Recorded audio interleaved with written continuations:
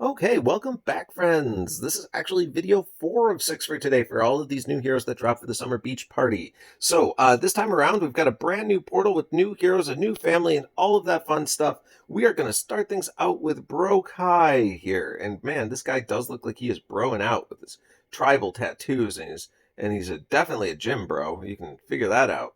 And he's probably working on that body, getting those gains so he can show up to the beach and flex his stuff like he's doing right now. I mean, he's definitely on point for what he's trying to be. Okay, so let's take a look here at what we get. We do get a fighter class, so you do get that chance to resurrect. I do appreciate that. It's pretty cool stuff. What do we get for this family bonus? The Sunbay Shark Family will have a bonus for 1, 2, or 3 heroes. They will deal 450, 510, 570 water damage over 3 turns to an enemy who deals special skill damage to this character. Oh, nice. So they have reactive water dots that go out to anyone who deals damage to them. So that's kind of fun. Special skill damage, I should say, not just tile damage. Special skill damage. Okay. Then over here in our our passives department, we get Shark's Might. This character's special skill. Mega Minions and minions deal increased damage against enemies with elements that deal water damage. Damage is increased by 30% for special skills. That's not bad. Damage is increased by minions and mega minions by 50%. Oh gosh. All right.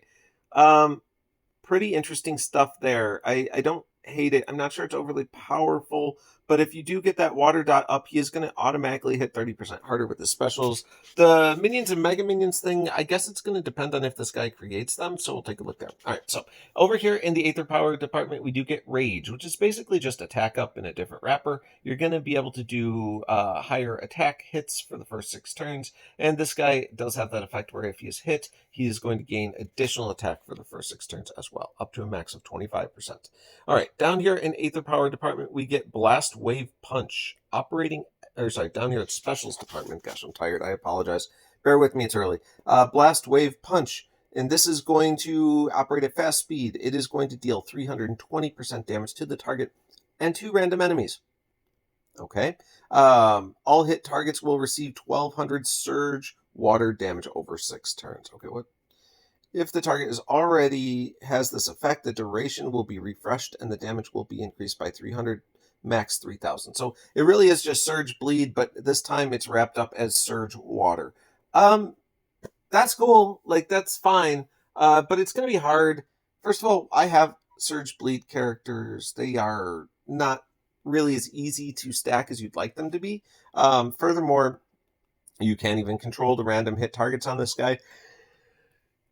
I feel like it's going to be more difficult than you'd like it to be to stack this Surge Bleed, so maybe don't worry so much about the stack side of it and just understand that it's going to be doing 300 water damage at very least per turn, and that will be adjusted. I'm sure it goes up a little bit for his stats, etc. Okay, so then the caster and nearby allies get that plus 50% attack and a further 20% increase every time they are hit during 3 turns, up to 150% attack.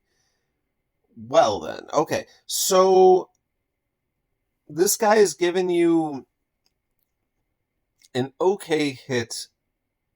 First of all, if you think about it, he's dealing like 960% damage with this special, assuming there's 3 targets to hit.